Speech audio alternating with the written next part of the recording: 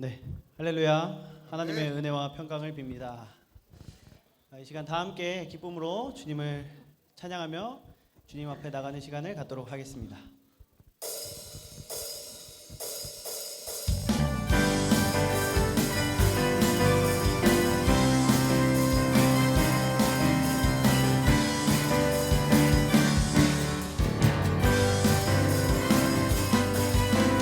많은 사람들 자꾸 진리를 모른 채 주님 곁을 떠나가지만 내가 만난 주님은 참 사랑이었고 진리였고 소망이었소. 난 예수가 좋다오. 난 예수가 좋다오.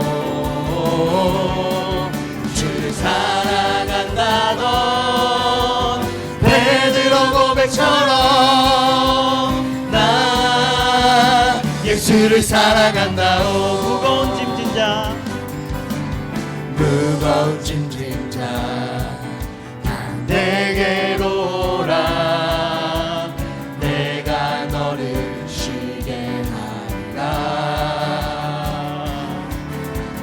이 길만이 생명의 길 참 복된 길이라 항상 내게 들려주소서. 난 예수가 좋다오. 나 예수가 좋다오.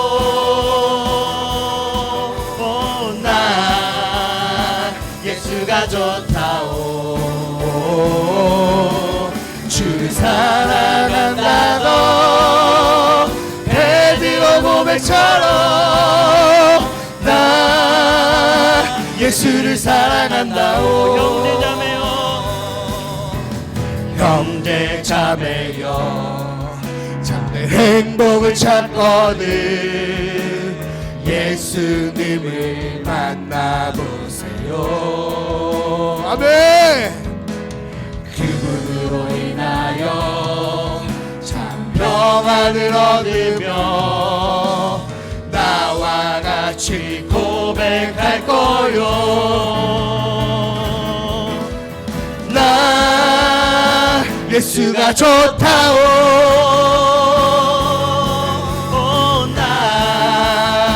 예수가 좋다오.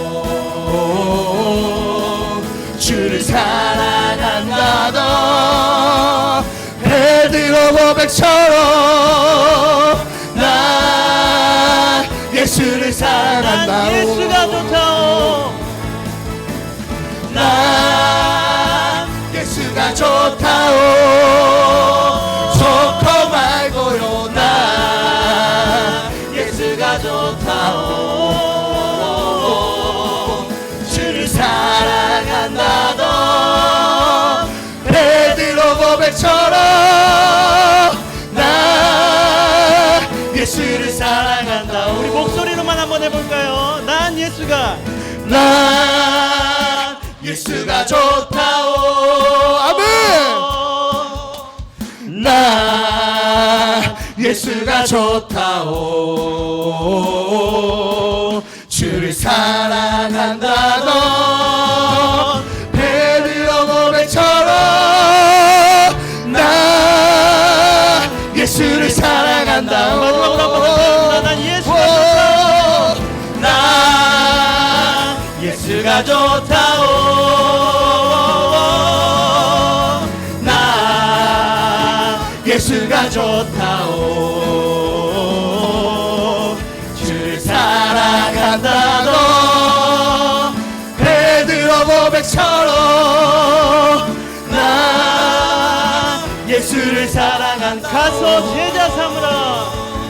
가서 제자 삼으라.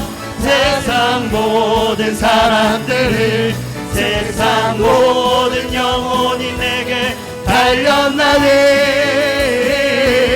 가서 제자 삼으라. 나의 길을 가 가르치라.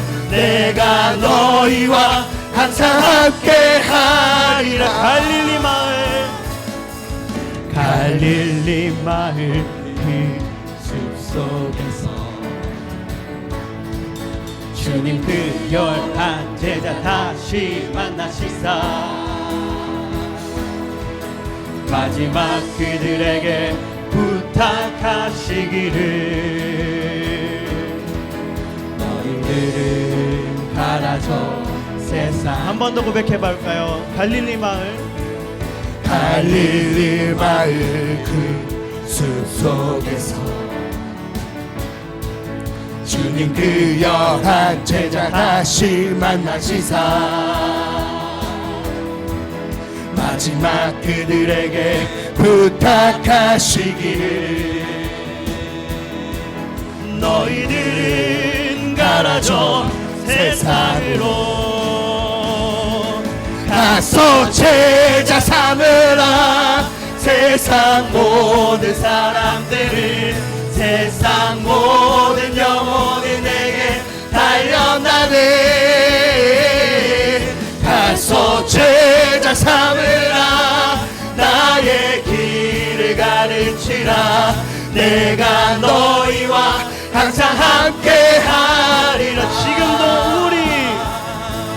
지금도 우리 주 찾아오사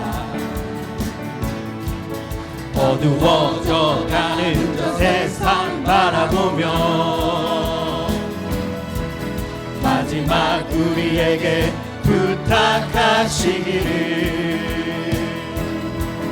너희들은 가라져 세상으로 가서 제자 삼으라. 아멘. 가서 제자 삼으라. 세상 모든 사람들을 세상 모든 영혼이 내게 달려나네. 가서 제자 삼으라. 나의 길을 가르치라. 내가 너희와 항상 함께하리라. 제자 삼으라. 세상 모든 사람들을 세상 모든 영혼이 내게 달려나네. 가서 제자 삼으라. 나의 길을 가르치라. 내가 너희와 항상 함께하리라. 내가 너희와 항상 함께하리라. 아멘. 내가 너희와 항상 함께하리라. 아멘. 할렐루야. 아멘. 아멘. 주님께서 언제나 우리와 항상 함께 하시는 줄 믿습니다. 아멘. 아멘.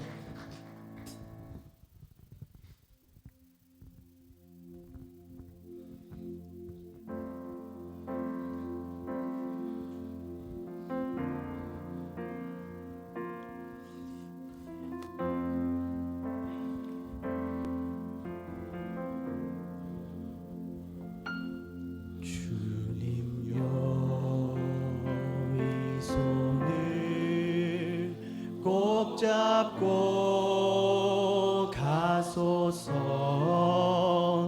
약하고 피곤한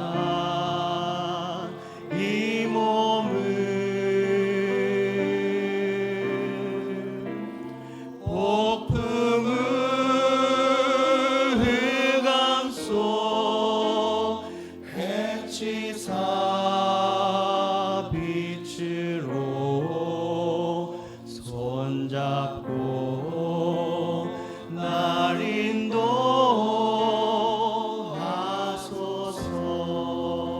주님여 이 손을 주님여 이 손을 꼭 잡고 가소서. 약하고 피곤한 이 몸을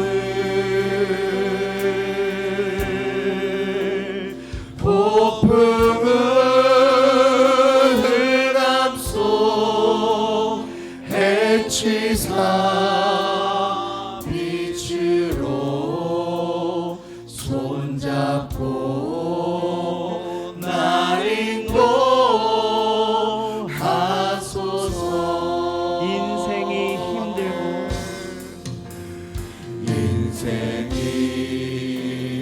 힘들고 고난이 겹칠 때 주님여 날 도와 주소서. 외치는 이 소리 귀게 울리시사 손잡고 날 인도하소서. 인생이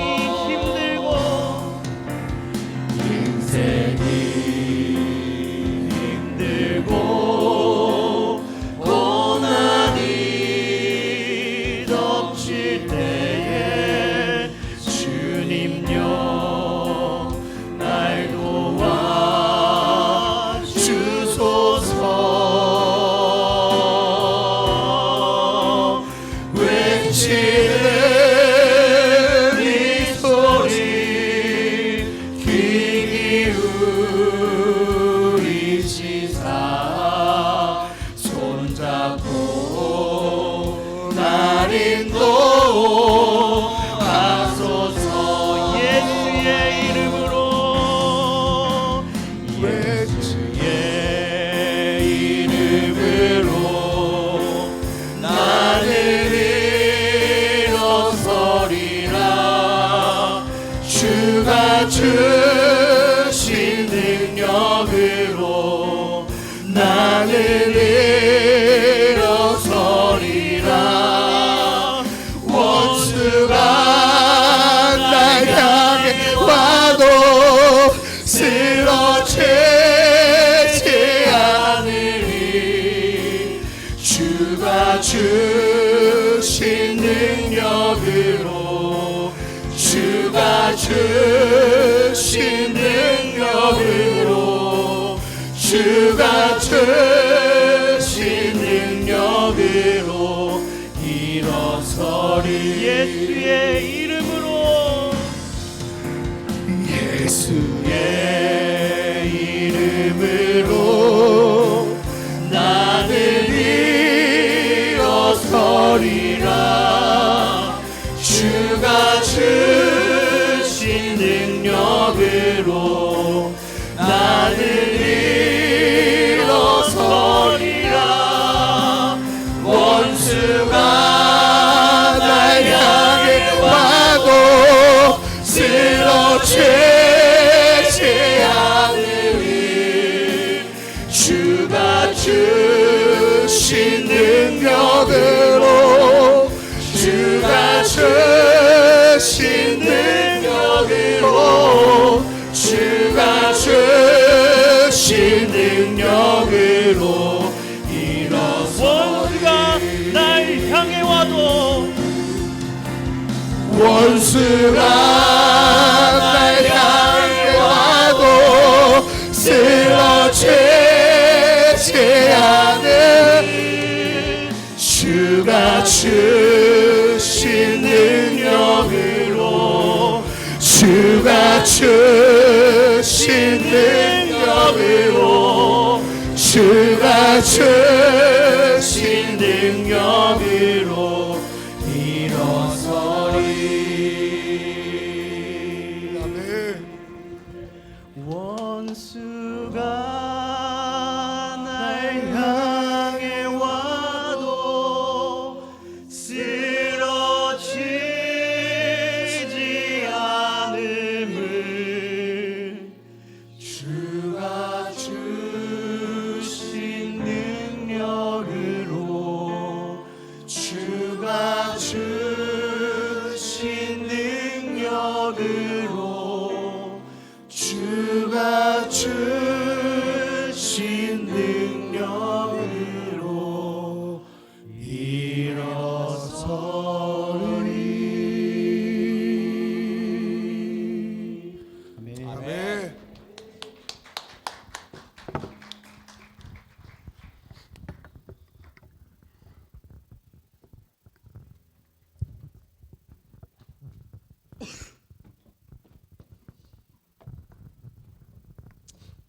우리를 구원해 주신 주님이 오늘도 저희들의 손을 잡고 함께 동행해 주심을 믿습니다.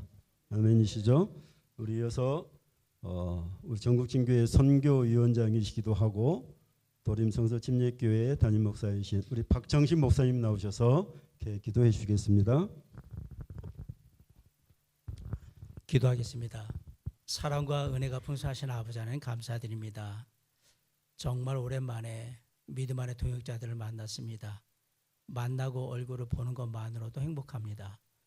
이 만남 속에 쉼이 있게 하시고 또 위로가 있게 하시고 격려가 있고 새로운 또 도전이 있어서 저희들이 비록 지금은 사역의 현장을 잠시 떠나 있지만 다시 돌아갈 때 그 누구보다도 정말 벅찬 심령으로 열정으로 다시 돌아가 주님이 맡기신 사역을 감당할 수 있도록 은혜를 허락하여 주시옵소서.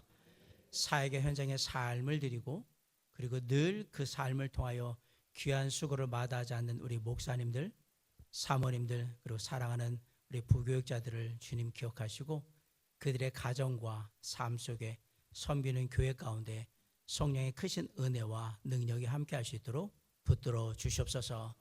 특별히 이번 친교회를 통하여서 더 브릿지라는 제목으로 세대와 시대를 잇는 목회에 대해서 저희들이 함께 말씀을 나눕니다. 오늘 말씀을 전하신 우리 김경서 목사님과 또 내일 말씀을 전해주실 우리 오성현 목사님 주님께서 기억하여 주시옵소서. 우리에게 정말 꼭 필요한 다음 세대의 사역에 대한 눈을 뜨게 하시고 도전을 받게 하시고 그리고 시대를 바라보며 우리가 몸된 교회를 통해서 어떻게 이 일들을 이루어 나갈 수 있는가를 목회자로서 또 사모로서 사역자로 잘 준비할 수 있도록 은혜를 더하여 주시옵소서. 우리의 만남이 하나님의 계획하신 가운데 있는 시간이 될 수 있도록 해주시고 매 순간순간마다 정말 성령의 역사하심과 주님의 은혜가 충만한 귀한 시간 될 수 있도록 축복하여 주시옵소서. 특별히 보이지 않는 곳에서 여러 가지를 위해 수고하시는 우리 임원진들과 또 많은 스태프들을 주님 기억하시고 그들의 작은 수고를 통해서 우리가 귀한 것을 얻을 때 주님께 또 갚아주시옵시고 함께함을 통해 축복해 주님께서 정말 이끌어 주시길 간절히 원합니다. 첫날입니다. 마치는 날까지 모든 순서 가운데 성령의 선하신 역사하심과 인도하심이길 간절히 바라고 주님께 모든 영광 돌리며 감사할 때 예수 그리스도 이름으로 간절히 기도를 삼나이다. 아멘. 네, 감사합니다. 또 바로 이어서 우리 전국 진교 회장님이신 우리 고향성서 침례교회 담임 목사님이신 우리 김수성 목사님 나오셔서 또 환영해 주시고 또 우리 또 전국 진교 이 잔치를 그동안 또 준비하신 그 손길 위에도 또 하나님의 도우심이 있기를 또 축복합니다. 반갑습니다. 하나님의 은혜가 아니었으면 제가 다시 이 자리에 서서 만날 수 없었을 텐데 여러분의 깊은 사랑과 여러분들의 기도 덕분에 제가 다시 여기 서서 여러분들을 뵐 수 있어서 하나님께 감사합니다. 자, 인사는 아까 우리 사회자님이 다 시켰으니까 간략하고 제가 각 친교회 회원들을 소개하겠습니다. 먼저 우리 이 모임에 우리들이 무엇을 하고 있나 깊은 관심을 가지고 여기에 한 기자님이 오셨습니다. 지금 여러분들이 앉아있는 이 모든 태도를 지금 한 기자님이 사진으로 좀 닫았고 앞으로 글을 쓰실 겁니다. 이분이 바로 국민일보 정홍준 기자님이십니다. 여러분 박수로 좀 환영해 주십시오.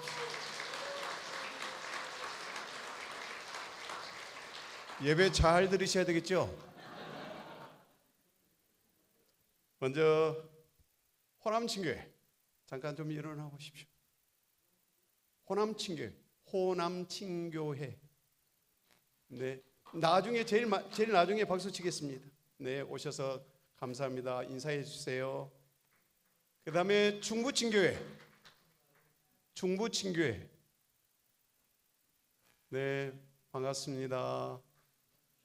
감사합니다. 그 다음에 영남친교회 오셔서 반갑습니다. 박수는 제일 나중에 하겠습니다. 그 다음에 경충친교회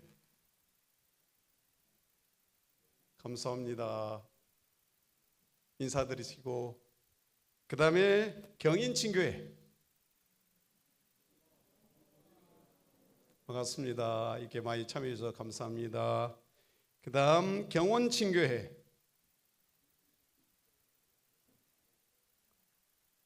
이게 참석해 주셔서 감사합니다. 인사해 주세요.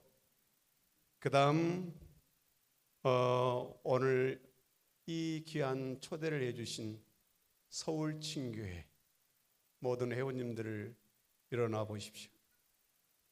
서울친교회 저희들을 이렇게 초대해 주시기 위해서 엄청난 사랑과 헌물로 올해를 지금 섬기고 계십니다. 우리 박수해 주시기를 바랍니다.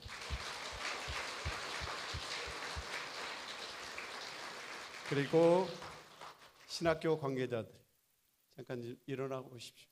신학교 관계자 총장님, 우리 교수님들 이렇게 오셔서 감사합니다. 그리고 혹시 선교사님들 계세요? 선교사님들. 네, 손진영 선교사님과 박세영 선교사님, 또 김주동 선교사님, 네? 캄보디아 사역자, 그거는 소개할 거예요. 캄보디아 사역자들도 일어나 보십시오. 우리 김주동 선교사님과 함께 오셨던, 또 우리 김기면 목사님과 함께 오셨던 필리핀, 네? 캄보디아였어요. 네, 죄송합니다. 앉아주세요. 그 다음에 혹시 우리 신학생들 오신 분들 있어요? 네, 반갑습니다. 우리 박수로 환영하겠습니다. 혹시 나는 소개 받지 못했다고 하신 분? 올로 목사님, 죄송합니다. 올로 목사님들이 잠깐 일어나 보십시오. 올로 목사님, 일본에서도 오셨고요. 네, 감사합니다. 사랑하고 존중합니다.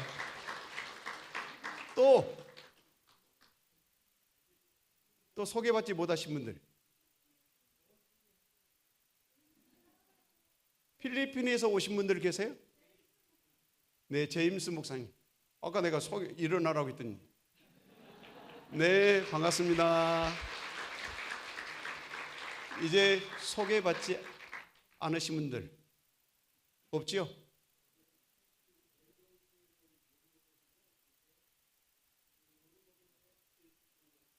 동경교회,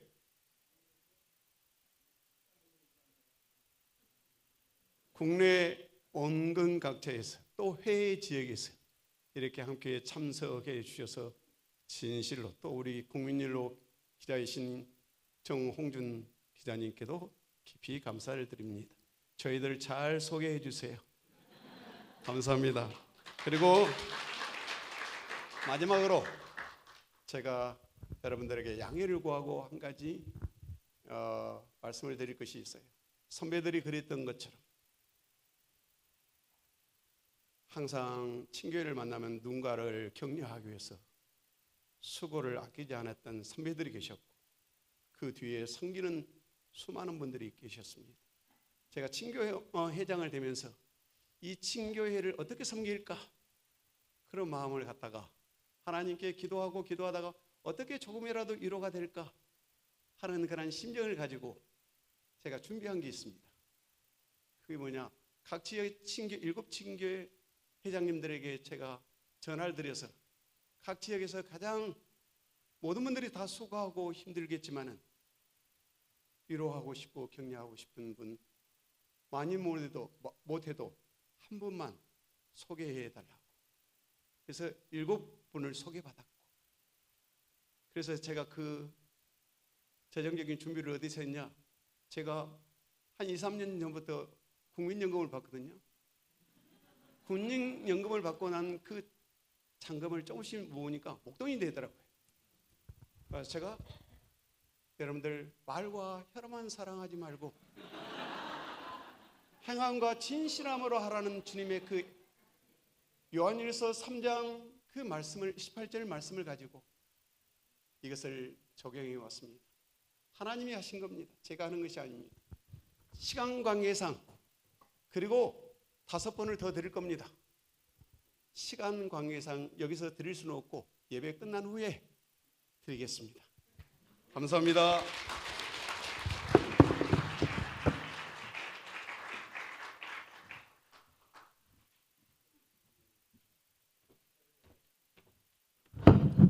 네, 감사드리고 바로 이어서 우리 전국신교회 총무님이신 우리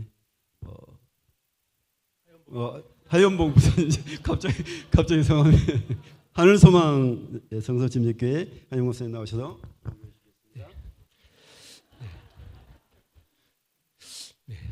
설교하기 위해서 이 자리에 서야 되는데 설교는 안 시키고 맨날 광고만 하라고 몇 년째 광고만 하고 있습니다.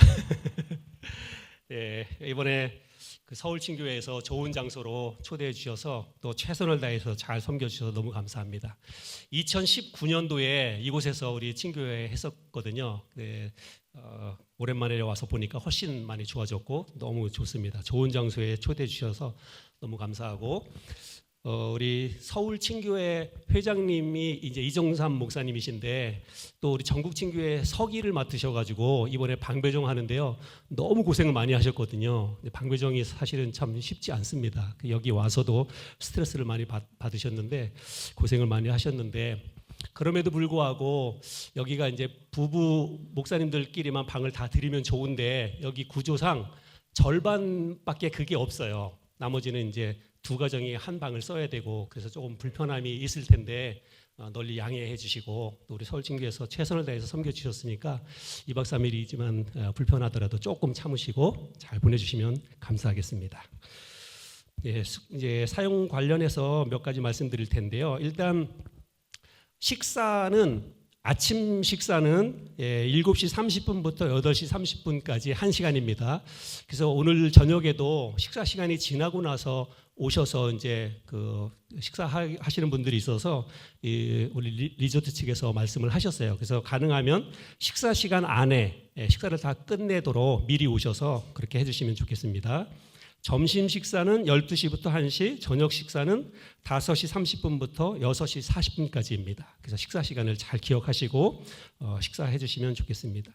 그래서 지금 여기 저희 강당과 그리고 방호실 중에서 앞에 2자가 있는 거, 예를 들어서 2310 그러면 2자는 별관이라는 뜻이고요. 앞에가 1자가 있는 거는 본관이라는 뜻입니다. 뭐 13층이 아니라 1301이면 13층이 아니라 그 본관 301호라는 뜻이고 그렇습니다. 그래서 앞에 1은 본관, 2는 별관 그렇게 되겠습니다.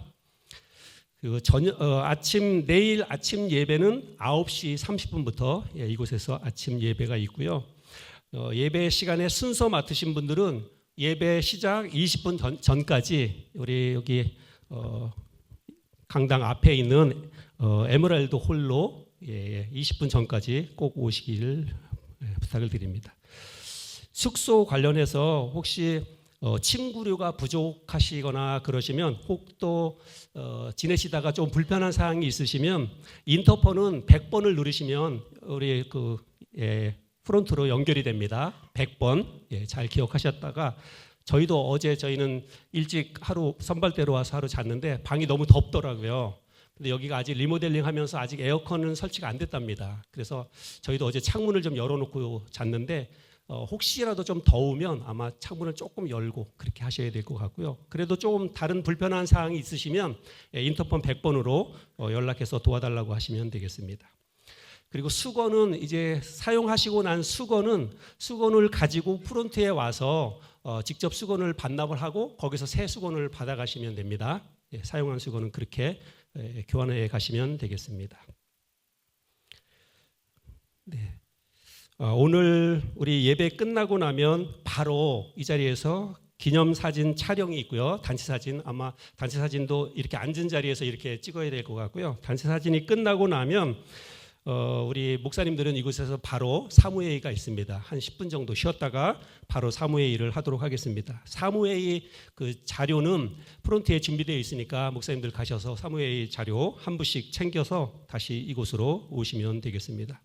그리고 우리 사모님들은 가실 때 간식이 준비되어 있고 또 물도 준비되어 있으니까 숙소로 가시길 때 간식하고 물 이렇게 받아가시길 바라고요. 또 프론트에 보면 우리 김우생 목사님 사진첩이 준비되어 있다고 합니다. 그래서 모든 분들이 우리 사진첩 나눠드리는 데 가서 말씀해 주시면 사진첩 하나씩 다 나눠드리도록 그렇게 하겠습니다. 그리고 내일 일정에 대해서 좀 말씀을 드리면요. 내일은 아침 식사 끝나고 나면 저녁 식사 전까지 자유시간입니다. 그래서 좋은 곳에 왔으니까 관광도 하시고 또 교제도 하시라고 하루 오전 오후 강의 없이 그렇게 쉼을 드리는 시간을 드렸는데요.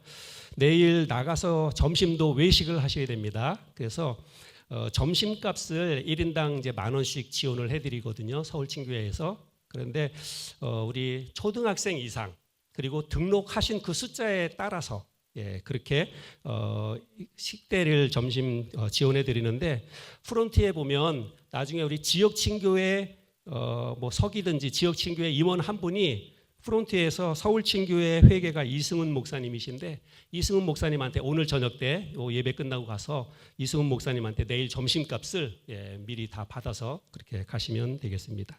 그리고 내일 외부에서 그렇게 일정을 보내시고 저녁 식사가 5시 반이니까 저녁 식사 전까지 들어오셔서 이곳에서 저녁 식사하시고 저녁 예배 늦지 않도록 그렇게 해주시면 될 것 같습니다. 네, 다른 광고는 된 것 같고요. 우리 그러면 이 시간에 우리 올해도 우리 크루빌라 교수님 모시고 설교 세미나가 있는데 우리 이 설교 세미나와 관계돼서 최정규 교수님 나오셔서 광고해 주시겠습니다.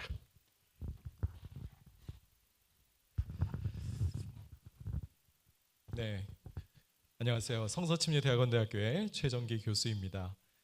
작년에 이어서 올해도 아브라함 크루빌라 교수님을 초청해서 설교 세미나를 열려고 합니다. 모든 목사님들의 고민이 아마 설교가 아닐까 싶습니다. 목회자에게 설교가 얼마나 중요할까요? 매우 중요하죠. 네. 아마 설교는 평생 모든 목사님들이 안고 가는 그런 고민이며 또 과제라고 생각을 합니다. 자기 자신이 나는 설교를 충분히 잘한다, 나는 더 배울 게 없다라고 말씀하시는 분은 아마 계시지 않을 거라고 생각합니다. 그래서 정말 세계적인 설교학자라고 누구나 인정하는 이런 세계적인 석학을 저희가 초청할 수 있는 기회를 가졌습니다. 무엇보다 우리 성서침례교회 목사님들이 이 기회를 꼭 사셨으면 좋겠습니다. 네, 작년에 하나님이 참 축복해 주셔서 목표로 했던 예상 인원 250명이 다 모였고 또 타교단에서도 한 100명 이상의 목사님들이 참여해 주셨습니다. 그렇게 꼭 맞게 하나님이 그 재정까지 한 5만 원 정도밖에 안 남았어요. 그래서 너무 놀랍게 축복을 해주셔서 정말 제가 큰 은혜를 받았고 감사했는데 올해 준비하면서 제가 지금 또 상당히 떨리고 있습니다. 이게 잘 될까? 잘 해낼 수 있을까? 걱정이 됩니다.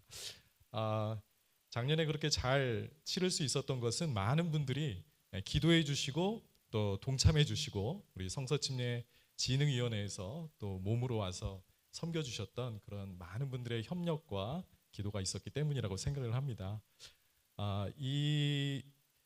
이런 행사를 우리가 한국 교계의 목사님들에게 소개할 수 있다는 것은 우리 성서침례 신학교만 아니라 우리 친교회를 정말 잘 한국 교단에 인정받는 그런 기회일 수 있다고 생각을 합니다.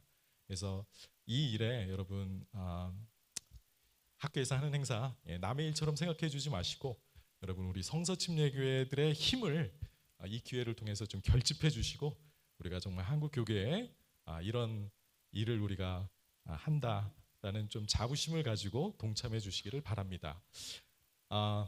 네, 올해 감사하게도 선한 목자 교회에서 이 아브라함 크루빌라 교수님을 그 담임 목사님께서 굉장히 존경하시는 분이에요. 그래서 기꺼이 자신의 교회를 열어서 행사를 치르도록 해주셨습니다. 아주 좋은 하나님의 선한 인도하심이라고 생각을 합니다. 그리고 올해도 200명 이상의 그 현장 참여가 있었으면 좋겠고요. 또 현재 한 3,300만 원 정도의 엄청난 예산이 또 필요합니다. 우리 신학교는 이미 1,000만 원 이상을 지출했고요. 후원금으로 한 1,500만 원 정도가 더 들어왔으면 하는 그런 목표로 잡고 있습니다. 여러분 기도해 주시고 많이 동참해 주시고 또 주변에 목회자나 신학생들 또 타교단 그런 목사님들 친구들이 계시면 꼭 이 자리에 함께 해서 이 좋은 기회를 또 함께 누리도록 이렇게 격려해 주시면 감사하겠습니다. 다시 한번 부탁드립니다. 여러분 이 세미나에 아직 등록하지 않으신 분들은 꼭 이 기회에 등록을 해 주시고요. 또 작년에 보여주셨던 것처럼 여러분 적극적으로 협력해 주시고 도와주시면 감사드리겠습니다. 이상입니다.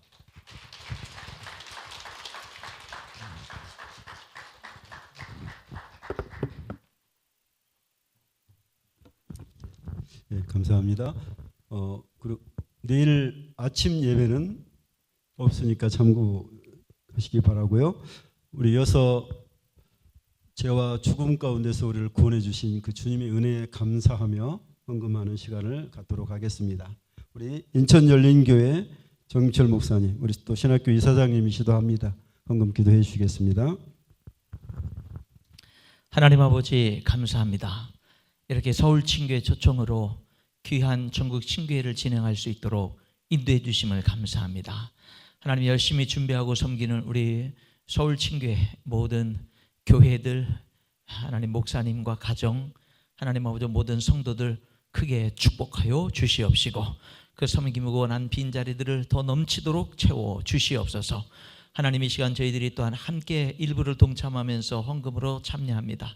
여기 참석한 우리 모든 주의 종들이 하나님 아버지 더욱더 풍성한 은혜로 채워지도록 하나님이 역사해 주시고 올 한 해도 교회적으로 우리 주의 종들의 가정적으로도 하나님 부족함이 없이 채워지는 역사가 있도록 은혜 위에 은혜를 더하여 주시옵소서.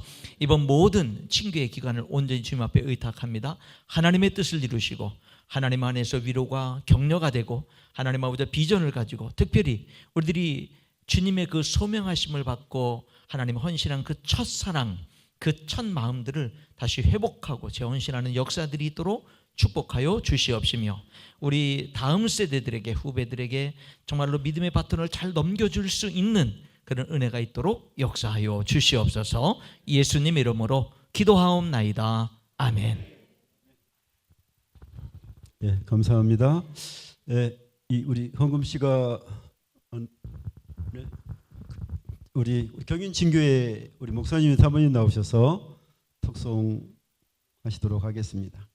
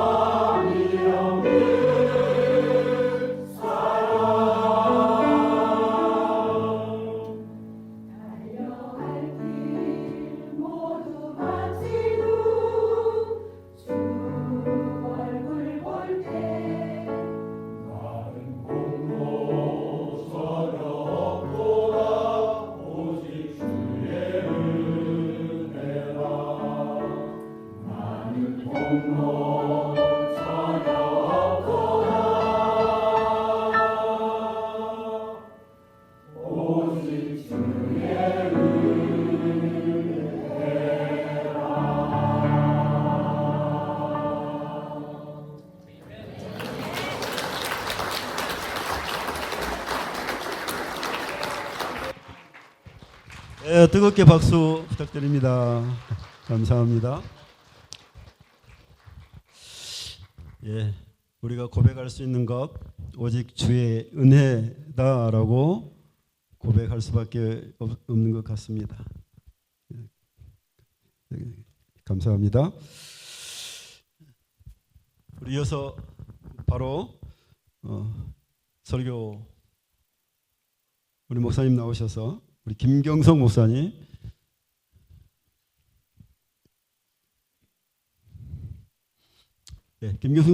김경성 목사님 나오셔서 우리에게 말씀해 주실 때 우리가 하나님의 음성으로 들을 수 있도록 우리 마음에 그렇게 성령 하나님의 만지심이 있기를 축복합니다. 아멘.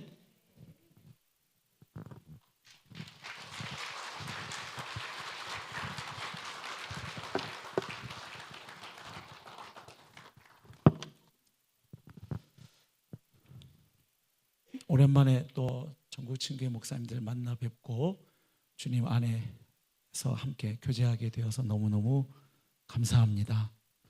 주님을 찬양합니다. 주님께서 이번 친교회 기간에도 예비하신 주님의 뜻을 이루어 주실 줄로 믿습니다. 이번 전국 친교회의 주제는 더 브릿지, 세대와 시대를 잇는 목회입니다. 이 주제 아래 오늘 제가 요청받은 주제는 시대적 요청에 대한 것입니다. 이번 친교회를 섬기는 서울 친교회 소속이어서 전국 친교회 운영위원회 아무 생각 없이 편안한 마음으로 참석했다가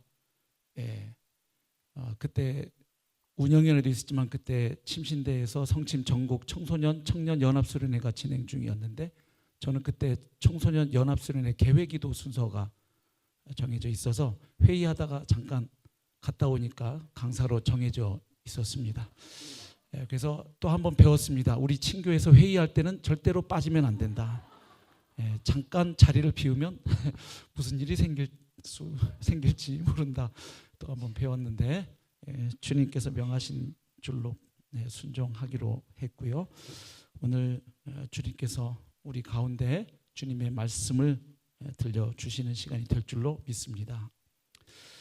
전국 친교회 운영위원회에서 아마 이런 주제를 잡게 된 것은 그만큼 지금의 시대 상황이 어렵고 또 우리의 목회 환경이 녹록지 않기 때문이라고 생각을 합니다. 위기감에서 비롯된 주제 선정이라고 저는 느꼈는데요. 사실 한국 교회가 위기라는 이 소리는 이제는 식상할 정도입니다. 문제는 어떤 점에서 위기이고 또 그 원인은 무엇인가 하는 것이죠. 또한 이 위기를 극복할 방안이 있는가 또 있다면 무엇인가 하는 것입니다. 그래서 저는 오늘 사도행전 13장 36절 37절 말씀을 본문으로 시대적 요청에 응답하며 영원을 바라보는 목회라는 제목으로 말씀을 나누려고 합니다.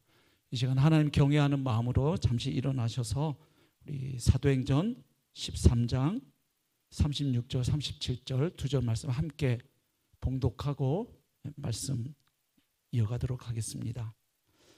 사도행전 13장 36절 37절 말씀입니다. 함께 하나님 말씀 합독하겠습니다. 다윗은 당시에 하나님의 뜻을 따라 섬기다가 잠들어 그 조상들과 함께 묻혀 썩음을 당하였으되 하나님께서 살리신 이는 썩음을 당하지 아니하였나니. 아멘. 아멘. 예, 자리에 앉아 주시기 바랍니다. 방금 읽은 오늘 본문 말씀은 사도 바울이 제1차 전도 여행 때 이제 비시디아 안디옥의 회당에서 전했던 복음 설교 가운데 일부입니다.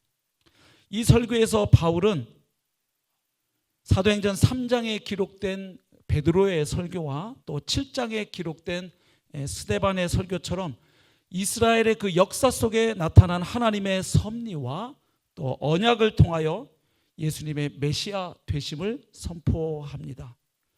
특별히 읽어보시면 출애굽 이후 이스라엘의 그 구속 역사를 통해서 다윗의 자손으로 언약된 메시아가 바로 예수 그리스도이시고 그분의 죽으심과 부활을 통하여 우리에게 구원이 주어졌다는 놀라운 복음을 선포합니다.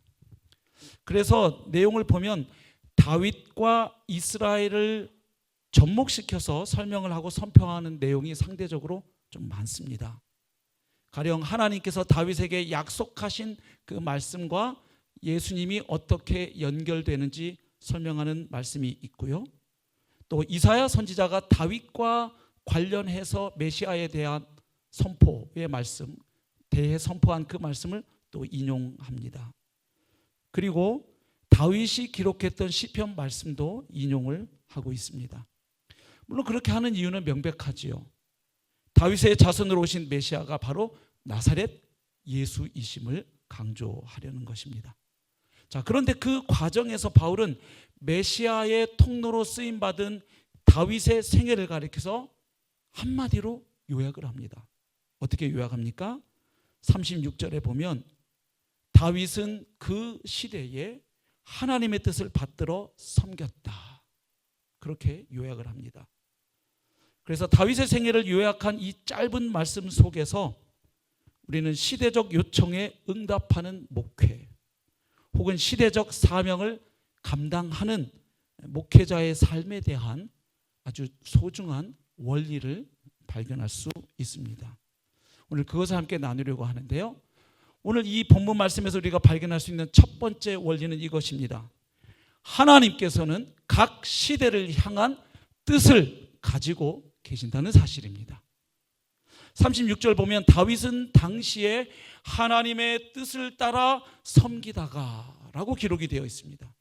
즉 다윗은 그 시대에 자기 자신과 이스라엘을 향한 하나님의 뜻을 분별하고 발견하고 그 뜻을 받들어 섬기는 삶을 살았다는 것입니다. 이것이 다윗의 생애에 대한 바울의 한 줄 요약입니다. 그래서 제가 이 말씀을 읽고 다윗의 묘비명을 만든다면 이렇게 만들 수 있겠구나 생각해 보았습니다. 자기 시대에 하나님의 뜻을 받들어 섬긴 다윗, 이곳에 잠들다. 아마 묘비명을 만든다면 이렇게 만들 수 있을 것 같습니다. 자, 사실 비시디아 안디옥에 생한 바울의 설교에는 이스라엘 역사의 여러 시대가 언급되고 있습니다. 출애굽 시대도 나오고 있고 출애굽 이후에 그 광야 시대도 언급하고 있습니다. 그리고 가나안 정복 시대가 나오고 있고 사사 시대에 대한 언급도 나옵니다. 그리고 이제 왕국 시대에 접어들어서 초대 왕이었던 사울에 대한 이야기가 나옵니다. 그리고 바로 이어서 이제 2대 왕이었던 다윗 이야기가 등장을 하는 것이지요. 자, 그러니까 무슨 이야기입니까? 메시아이신 예수 그리스도께서 어느 날 갑자기 우발적으로 툭 하고 나타나신 것이 아니라 하나님 그분의 뜻과 경륜을 따라서 그 굽이굽이 흘러온 이스라엘의 여러 시대를 거쳐서 마침내 때가 되어 그분이 나타나셨다는 이야기입니다. 그런데 그러한 여러 시대의 흐름 속에서 다윗은 자기 시대에 하나님의 뜻을 분별했다는 것입니다. 그리고 그 뜻을 받들어 섬겼다는 것입니다. 여기서 우리는 하나님께서 펼쳐가시는 구속 역사의 흐름 속에 각 시대를 향한 하나님의 뜻이 있다는 사실을 발견하게 됩니다. 다윗은 자기 시대를 향한 그 사명을 깨닫고 그것을 감당했다는 것입니다. 그리고 그것이 하나님께서 펼쳐가시는 그 구속 역사 가운데 일정 부분 기여했다는 이야기입니다.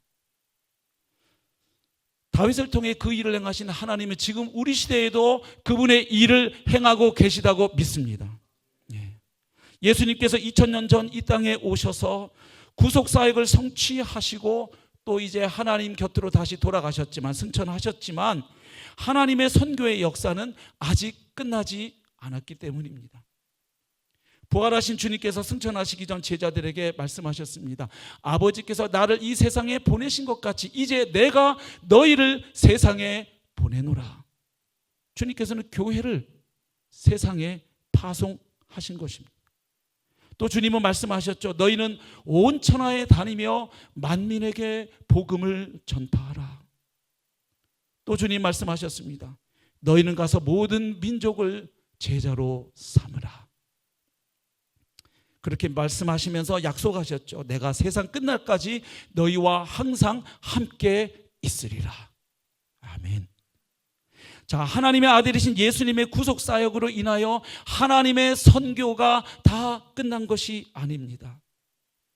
예수님께서 행하신 그 구속 사역의 토대 위에 이제는 교회가 그 복음의 증인으로서 세상을 향하여 하나님의 복음을 전파하며 하나님의 나라를 확장해 갈 그 책임과 사명을 받았다는 사실입니다. 2000년 전 예수님께서 오심으로 이 땅에 하나님의 나라가 이미 시작이 되었지만 아직 그 나라는 완성되지 않았습니다. 주님께서 다시 오심으로 완성될 그 나라를 소망하며 우리는 성령께서 주도하시고 이끌어 가시는 하나님의 선교의 역사 가운데 부르심을 받았다고 믿습니다. 그래서 다윗 시대를 향한 하나님의 뜻이 있었던 것처럼 오늘 이 시대를 향한, 우리 시대를 향한 하나님의 뜻이 있다는 것입니다. 그러므로 우리가 본문에서 발견하는 두 번째 원리는 이것입니다. 그러므로 우리는 우리가 사는 이 시대를 분별해야 한다는 것입니다. 다시 말하면 하나님의 사람은 자기 시대를 분별해야 한다는 것입니다. 자, 우리가 살아가면서 사역하는 이 시대를 향한 하나님의 뜻을 발견하고 또 그 뜻을 우리의 삶 가운데 받들기 위해서는 시대를 읽는 통찰이 필요합니다. 즉 시대를 섬기기 위해서는 먼저 시대를 보는 눈이 있어야 한다는 것입니다. 왜냐하면 그 시대마다 특별한 필요와 문제가 있고 영적 상황이 조금씩 다를 수 있기 때문입니다. 물론 역사 속에서 어느 한 시대를 특정하고 구분해서 아하, 그 시대는 이런 시대였다, 이렇게 그 시대성을 규정하는 것은 매우 어려운 일입니다.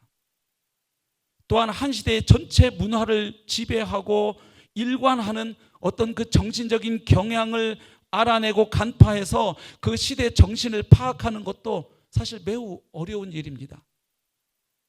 하물며 시간 안의 존재인 우리가, 시간 속에서 살아가는 우리가 내가 살아가고 있는 이 시대, 동시대를 통찰한다, 그리고 그 시대가 어떤 시대인지를 규정하고 분석한다 하는 일은 사실은 거의 불가능한 일일 수도 있습니다.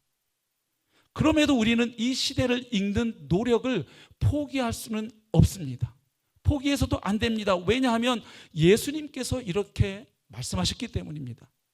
마태복음 16장 2절과 3절 말씀입니다.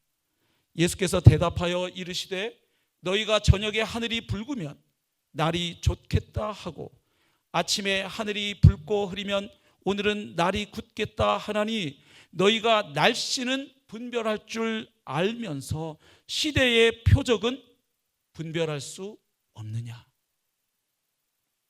이 말씀은 바리새인과 사두개인들이 와서 예수님을 시험하여 하늘로부터 오는 표적 보이기를 청했을 때 예수님께서 대답하신 말씀입니다. 즉 예수님께서는 당시 형식적인 종교 행위와 개인적인 그 경건 생활에는 열심이지만 역사 의식과 시대 감각이 없던 그 종교인들을 향하여 통렬하게 책망하셨던 것입니다. 또한 사도 바울도 로마서 12장 2절에서 이렇게 권면합니다.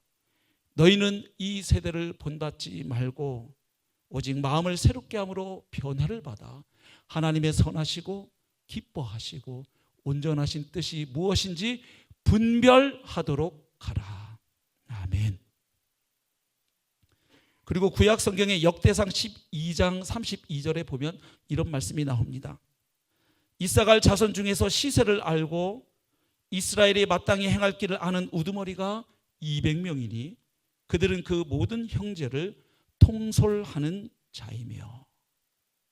여기서 시세를 알고라는 말을 원어로 확인해 보니까 분별력이라는 단어와 시대가 합쳐진 단어입니다. 즉 시대에 대한 분별력을 의미합니다. 자, 그러니까 여기 언급된 이사갈 자손의 200명은 이사갈 지파가 파견한 그 모든 무리가 아니라 분별력이 있었던 지도자의 수를 가리키고 있는 것이죠.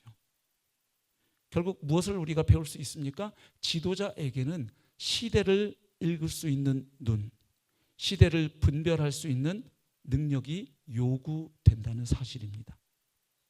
자, 그렇다면 우리가 사는 이 시대를 어떻게 분별할 수 있겠습니까? 이미 말씀드린 것처럼 우리가 내 자신이 살고 있는 시대가 어떠한 시대인지를 파악하고 분석하는 일, 통찰하는 것은 그렇게 쉬운 일이 아닙니다. 우리는 이 사회 현상을 살피는데 훈련받은 무슨 사회학자도 아니고요, 미래학자도 아니잖아요. 그런데 주님은 우리에게 이 시대를 분별하라고 말씀하십니다. 그래서 우리가 할 수 있는 것을 저는 생각해 볼 때 적어도 이 정도는 할 수 있고 해야 된다고 생각이 되었습니다. 이 시대의 두드러진 특징이 무엇인지는 우리가 어느 정도 파악할 수 있겠다. 또한 현재 우리 시대의 결핍과 요구가 무엇인지, 그래서 복음을 통해서 어떻게 우리가 시대 앞에 대답하고 이 시대를 섬겨야 할지, 그것은 우리가 고민할 수 있겠다 하는 생각을 해봅니다. 우리가 살아가는 이 시대를 표현하는 용어들이 매우 많습니다. AI 시대, 또 정보혁명 시대, 또 포스트 모던 시대, 또 기후 위기 시대, 포스트 크리스텐돔 시대, 불안 시대, 피로 시대, 혼밥 시대, 양극화의 시대, 성혁명의 시대, 갈등의 시대, 참 많은 말들이 있습니다. 자, 그런데 이 모든 용어들, 이 모든 영역들이 공유하고 있는 가장 중요한 공통 분모가 하나 있습니다. 무엇일까요? 이 모든 용어들, 이 모든 영역을 하나로 깨워줄 수 있는 실이 있다면 그것은 바로 변화라는 단어입니다. 변화. 변화도 보통 변화가 아닙니다. 엄청난 변화가 지금도 일어나고 있습니다. 사실 고대 그리스의 철학자 헤라클레이토스가 모든 것은 변한다고 이미 2500년 전에 지적했지만 지금 우리 시대가 경험하는 변화는 고대 철학자의 통찰과는 완전히 격을 달리합니다. 여러 가지 변화 이야기를 할 수 있겠지만 간단히 말하면 인류 역사상 이토록 근본적인 변화가 이렇게 많은 영역에서 그리고 이렇게 무시무시한 속도로 진행된 예는 일찍이 없었습니다. 앞이 잘 보이지 않는 이 변화의 특징을 전체적으로 살펴보면 적어도 세 가지로 우리가 갈무리할 수 있겠습니다. 첫 번째는 지금 우리가 살면서 경험하고 있고 우리가 목도하고 있는 이 시대의 변화, 첫 번째는 포괄적인 변화입니다.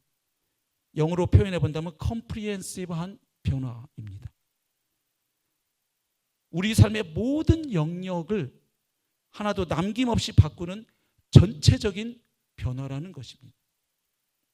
가령 우리 시대를 대표하는 포스트 모더니즘의 경우에 처음에는 건축 분야에서 시작이 되었지요. 하지만 문학, 예술, 철학, 소설, 문화 비평 등으로 지경을 점점 넓혀가더니 어느 순간 이 시대의 사람들의 삶 전체를 온통 장악해버렸습니다. 과학과 기술의 발전도 마찬가지입니다. 천문학은 너무너무 엄청난 우주, 광대한 우주를 발견했습니다. 그리고 현미경과 전자 기술은 아주 극미세의 세계를 밝혀냈죠. 이걸 우리 아이들이 학교에서 다 배우고 있습니다. 그래서 지금 아이들의 거시 관점 그리고 미시 시각이 덩달아 함께 변하고 있습니다. 우리 다 교회에 있는 주일학교 아이들 이야기입니다.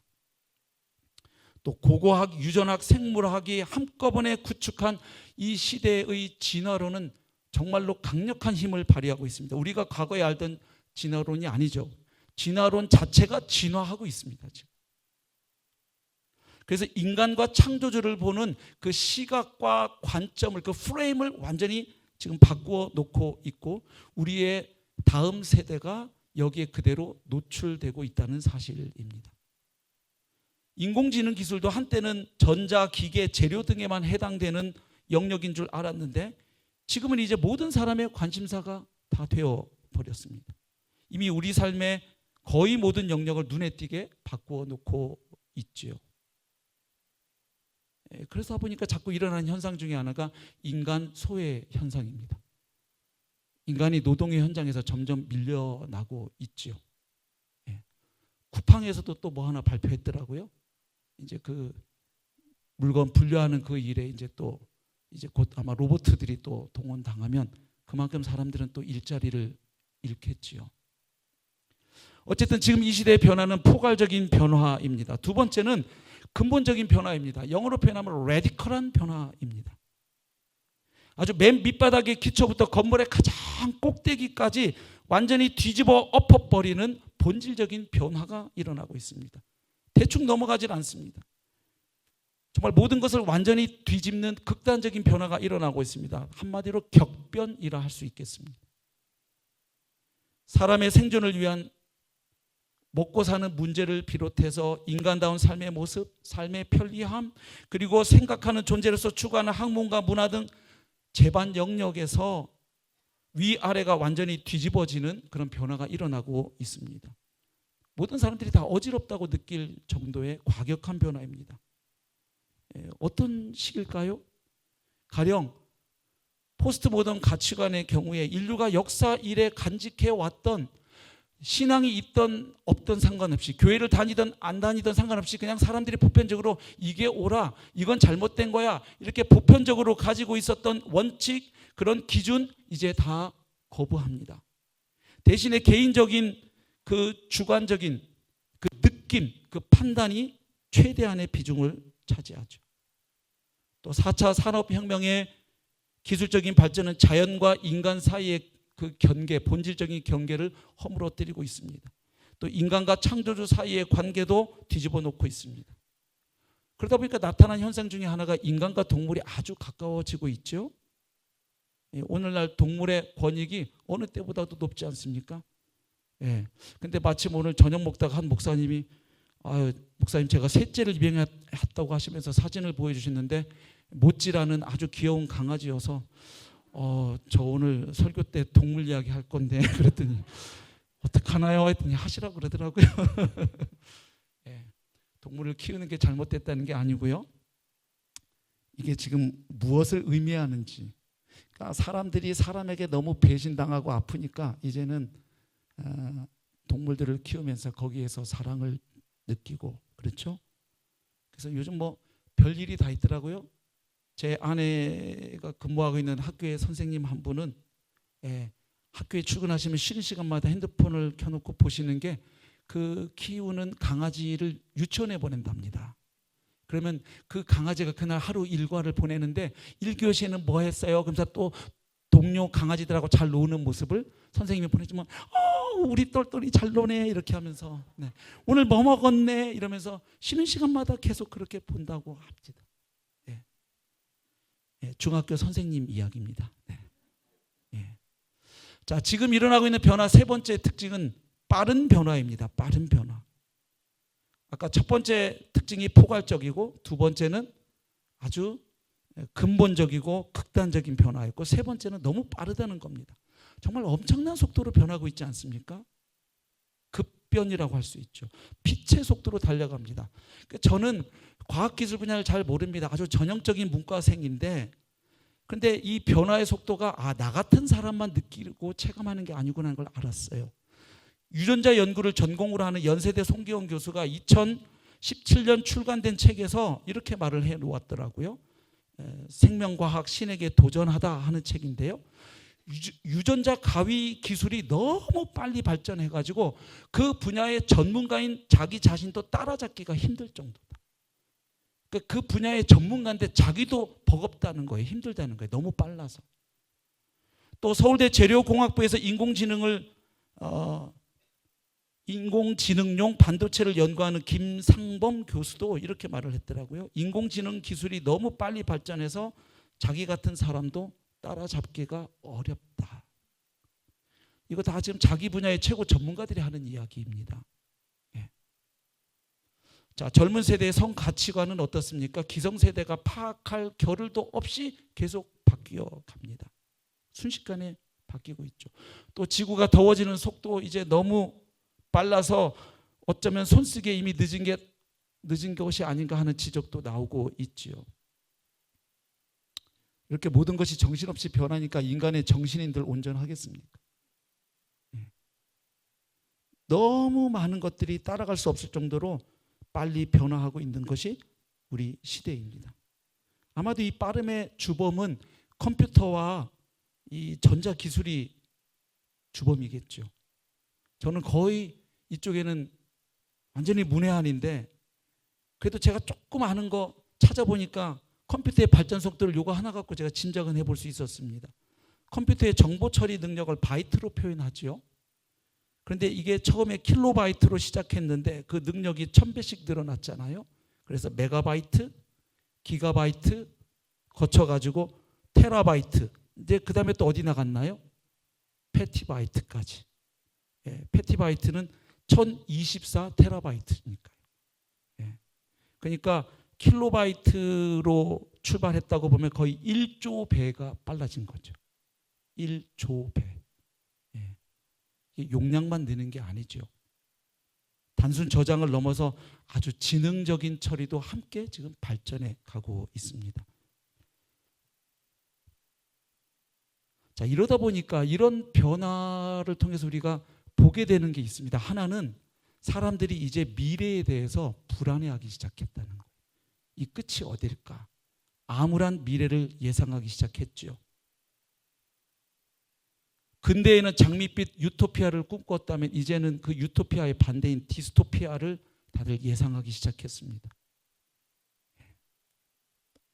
미국의 작가인 제임스 베럿은 인공지능을 가리켜서 이렇게 말을 했더라고요. 우리의 마지막 발명품, our final invention, 이렇게 얘기를 했습니다.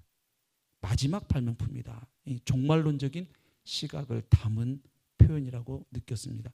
이걸로 끝이다 하는 말이겠죠. 이렇게 변해가면 도대체 무엇이 기다리고 있을까? 사람들이 이제는 자기들도 불안해하기 시작한 것이죠. 자, 그러다 보니까 이런 변화가 우리 목회자들에게 주는 도전이 있습니다. 그게 바로 신학적 도전을 던지고 있다는 사실이죠. 지금까지 이 말씀드린 특징들이 모여서 우리에게 요구하는 것은 뭐냐 하면 사람과 자연과 신에 대해서 이제 사람들이 헷갈려하기 시작한다는 거예요. 묻고 있다는 거예요.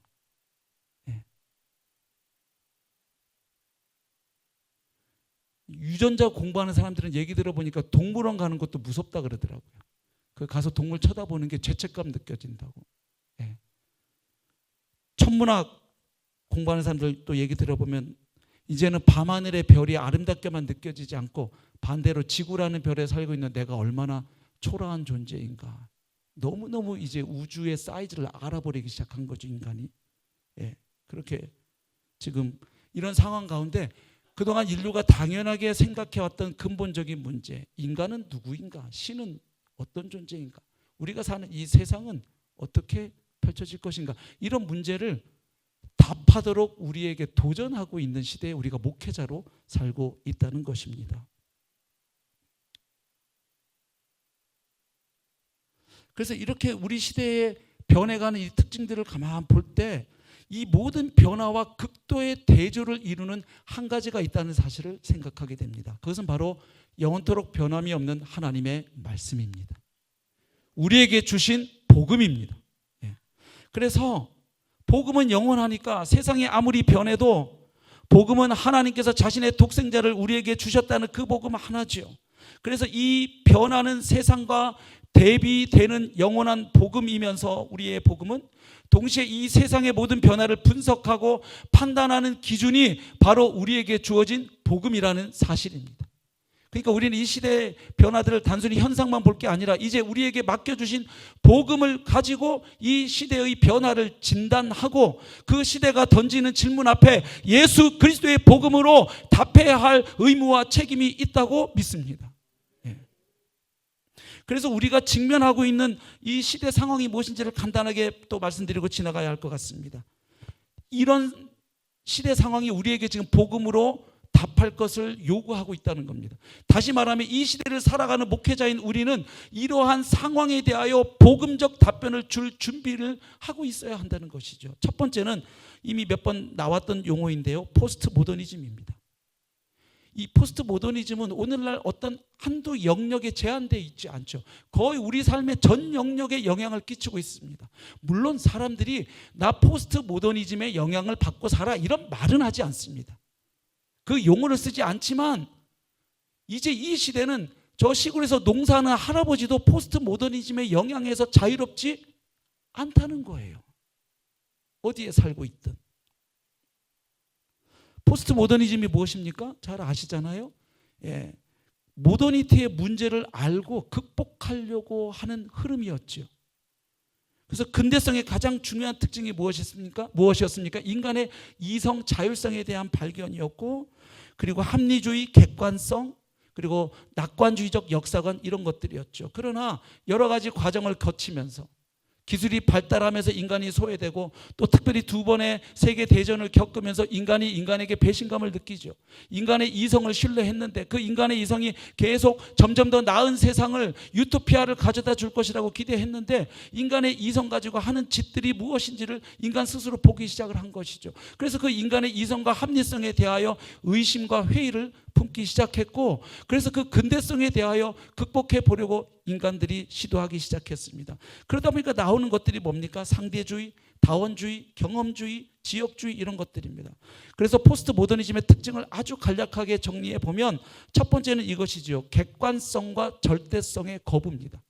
말하자면 보편성이 상실되는 시대죠. 결국 핵심은 뭐든지 다 되는 세상입니다. 예. 상대주의라는 말은 풀어보면 이런 거죠. 절대적인 것은 절대 없다. 그래서 모든 진리는 이제 내가 판단한다, 내가 중심이다라는 거죠. 자, 그래서 포스트 모더니즘의 첫 번째 특징은 객관적이고 절대적인 것을 거부하는 것이고, 두 번째는 이기적인 상대주의입니다. 그러니까 보편적인 것에 대해서 거부를 하다 보니까 나타나는 흐름이 뭡니까? 개별적인 것, 지역적인 것을 신뢰하는 거예요. 예. 그래서 거대 담론에 대해서 의심을 품죠. 대신에 나오는 것들이 지역 담론입니다. 말을 좀 쉽게 하면 이런 거지요.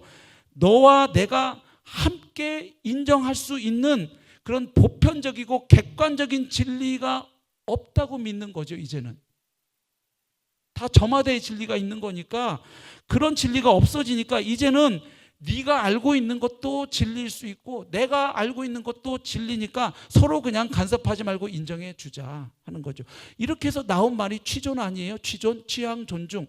그래서 교회 안에도 포스트 모더니즘 들어와 있어요. 뭔가 말씀 가지고 사역자들이 청년들을 가르치면 목사님 취향 존중해 주시죠? 이렇게 하면 끝나죠 요즘.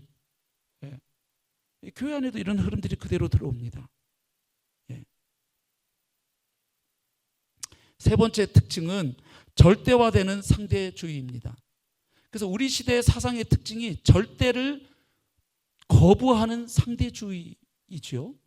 그런데 재밌는 게 있어요. 이 상대주의가 상대적인 위치에 머물러 있지를 않는다는 겁니다. 이 상대주의가 다시금 절대성을 가지려고 한다는 거예요. 무슨 말입니까? 자, 상대주의 가치관을 가지고 이 시대는 약자와 소수자를 배려하죠. 그런데 그것을 새로운 절대로 또 규정한단 말이죠. 네. 그래서 상대주의라는 용어 자체가 모순 아닙니까? 아니, 모든 게 상대적이라면 그것을 주장하는 사상도 상대적이어야 하잖아요. 그런데 이 시대 사람들이 가지고 있는 대전제가 뭐냐면 모든 것은 다 상대적이다라고 절대적으로 믿고 있다는 거예요. 그러니까 상대주의를 절대시하고 있다는 거예요. 아주 묘한 사단의 전략이죠. 모든 게 상대적이라는 명제 자체가 절대적이잖아요, 이미. 그렇지 않습니까? 예. 모든 것의 상대성을 절대적으로 주장하니까 이건 모순인데 이 시대 사람들이 그것을 모순이라 느끼지 않는다는 거예요. 예. 그래서 우리 한국 사회도 이런 것들이 이미 나타나고 있죠.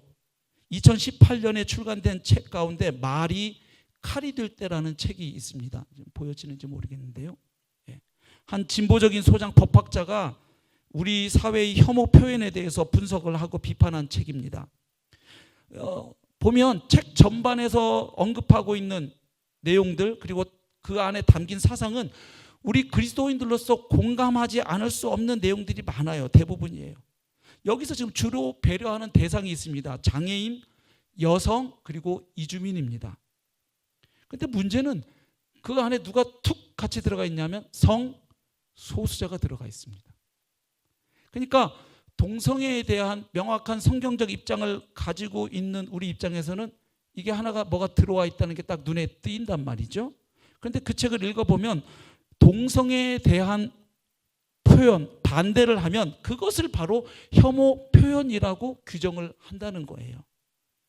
그러니까 그리스도인들을 굉장히 당혹스럽게 하는 내용이에요. 왜냐?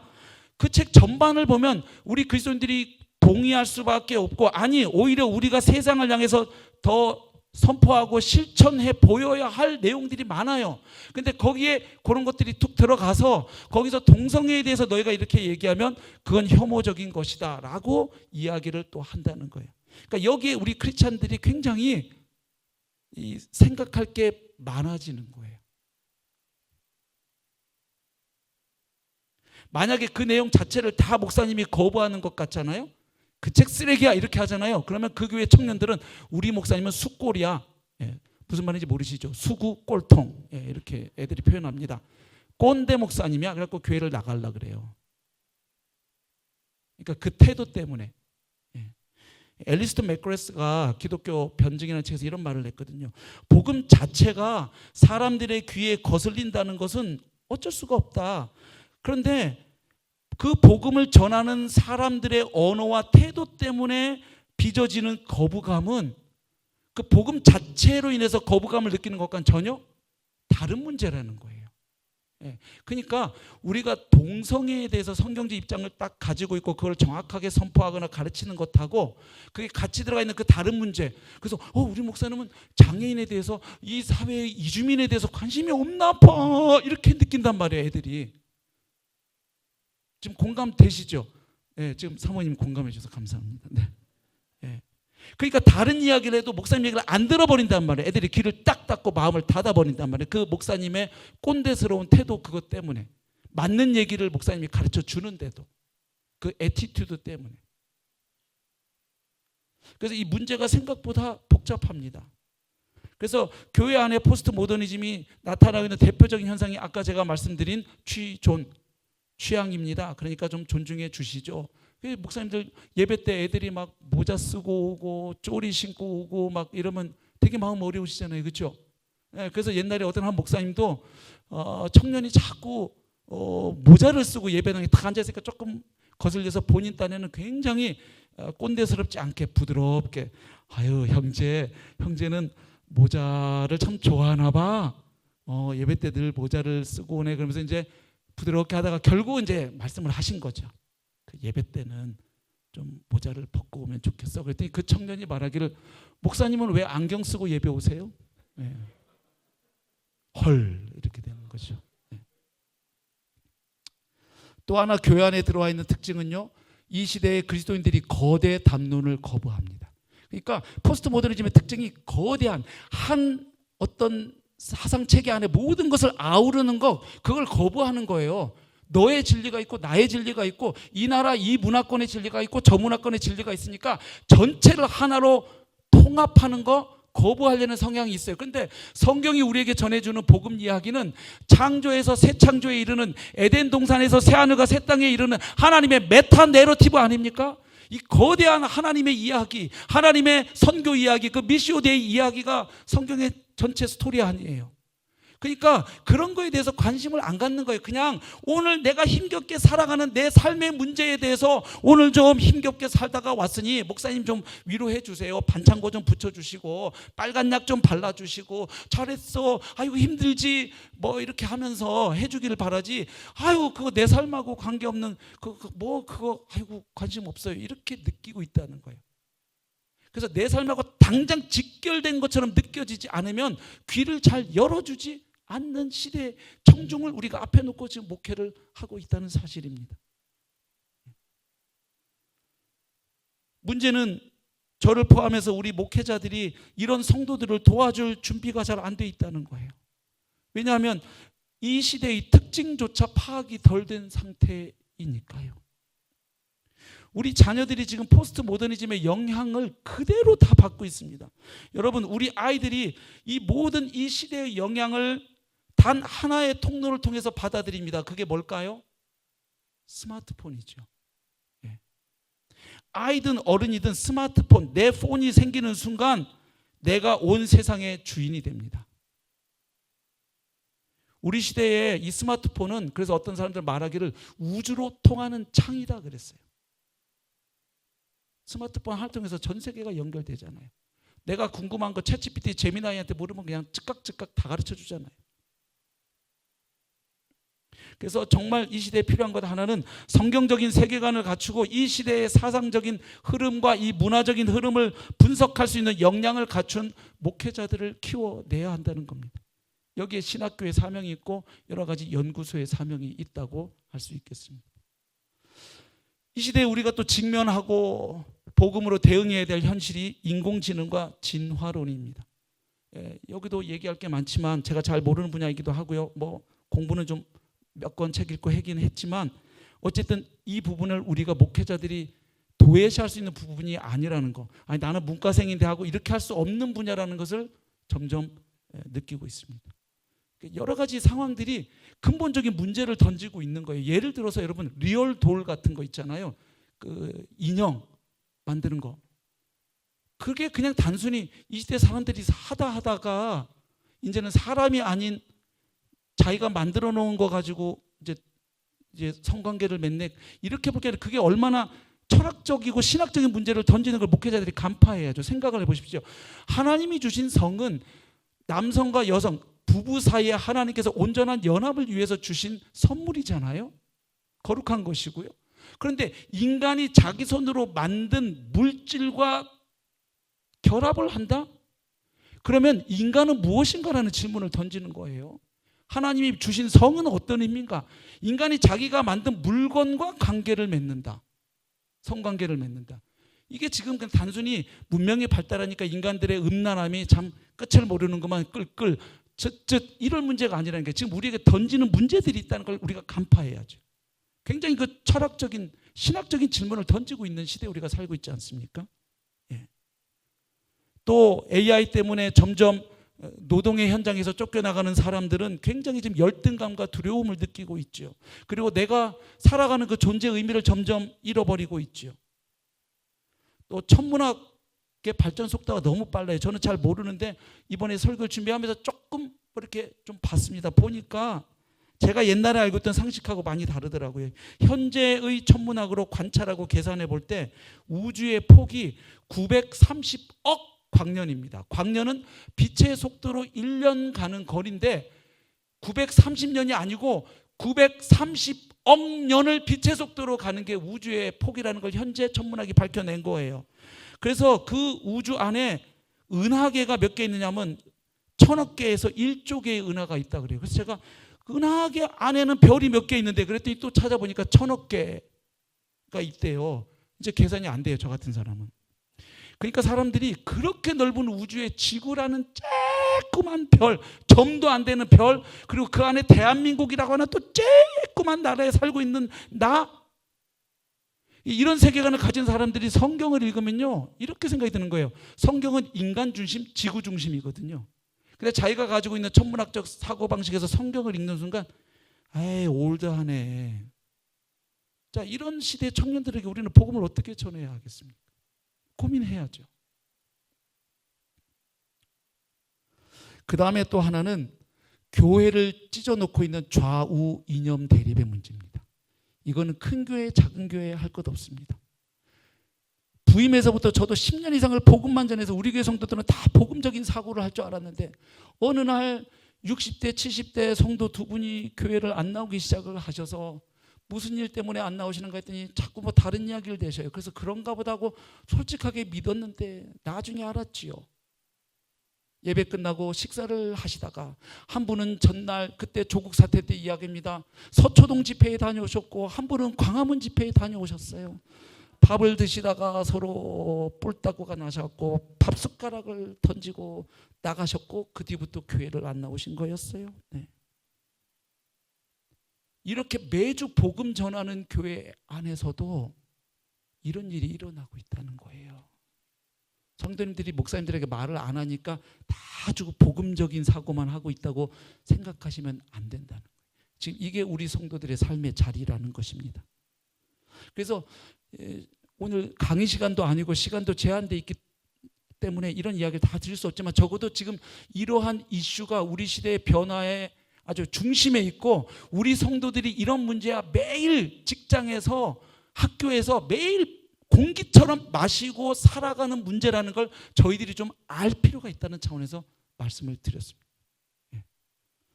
그래서 이 상황에 이제 우리가 어떻게 해야 되냐면 이런 시대적 요청의 세 번째 오늘 원리는 바로 우리가 복음으로 응답해야 한다는 것입니다.